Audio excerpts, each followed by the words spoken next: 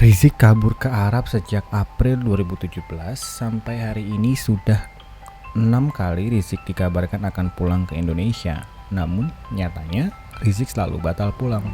Lalu kemarin Rizik kembali mengumumkan kepulangannya. Rencananya akan tiba di Indonesia pada 10 November 2020. Pernyataan itu dapat kita saksikan di channel YouTube FPI. Tim Laskar pun bersiap untuk menyambut. Beragam jadwal sudah disiapkan, mulai dari menikahkan anaknya sampai acara maulid-maulidan. Namun, hari ini video pengumuman tersebut tidak bisa diakses lagi di private. Lalu, kemudian Rizik membuat video baru yang berisi pengumuman pembatalan kepulangan. Pada intinya, Rizik menjelaskan bahwa bayan safar yang semula akan diberikan oleh pihak Saudi rupanya batal diberikan. Bayan safar sendiri adalah istilah lain dari exit permit atau surat deportasi kepada warga negara asing yang melakukan pelanggaran imigrasi atau hukum. Tidak jelas kenapa bayan safar pada Rizik batal diberikan pada pihak imigrasi.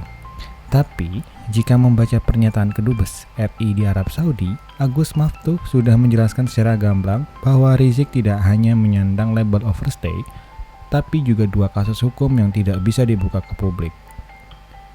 Jadi misal pun imigrasi memberikan surat bayan safar, Rizik tetap tak akan bisa pulang atau keluar dari Arab Saudi sebelum menyelesaikan 2 kasus hukum yang menyertainya.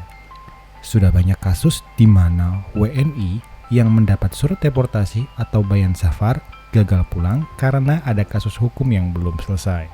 Nah, konfirmasi batalnya Rizik pulang ke Indonesia ini hampir pasti disebabkan 2 kasus hukum yang belum diselesaikannya. Bahwa kemudian Rizik hanya mengaku batal mendapat surat deportasi. Ya, itu pernyataan sepihak dan kita tentu akan lebih percaya pada pejabat yang paham soal keimigrasian.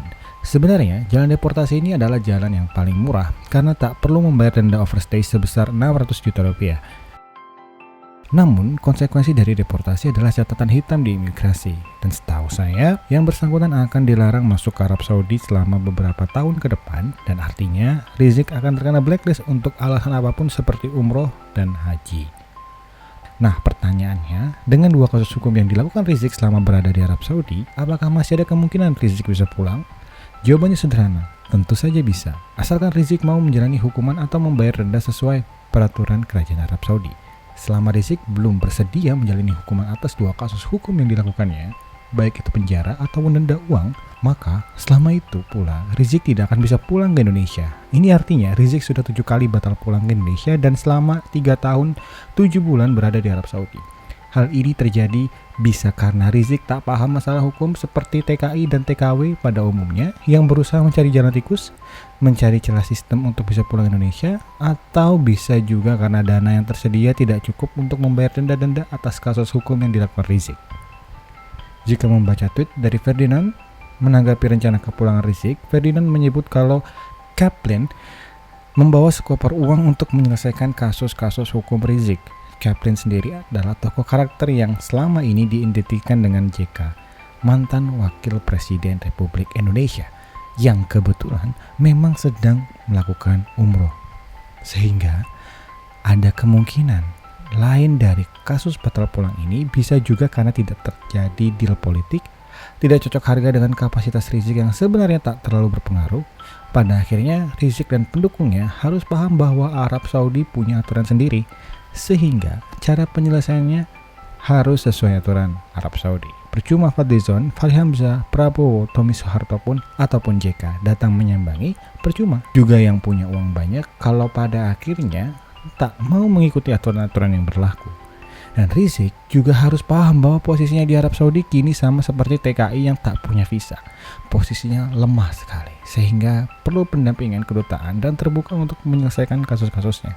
Dan itu semua terserah Rizik, apakah benar-benar ingin pulang ke Indonesia atau menetap lebih lama di Arab demi menghindari kasus-kasus hukum di Indonesia. Satu kasus berat yang mustahil bisa dihindari dan dapat menghabisi citranya sebagai ulama adalah kasus cat mesumnya dengan Firza. Memang lebih baik tetap di Arab, namun masih dihargai pengikutnya, dipuja sebagai ulama, daripada pulang ke Indonesia tapi ditangkap karena kasus cat mesum dengan Firza. Bukti rekaman Firza juga sudah sangat jelas menggambarkan bagaimana hubungan percintaan Rizik dan Firza sejauh ini. Terakhir, mungkin akan saya tutup begini, cara terbaik menyelesaikan masalah adalah dengan menyadarinya terlebih dahulu. Baru setelah itu kita bisa mencari solusi terbaiknya, bukan dengan demo, provokasi, ataupun orasi. Begitulah kura-kura.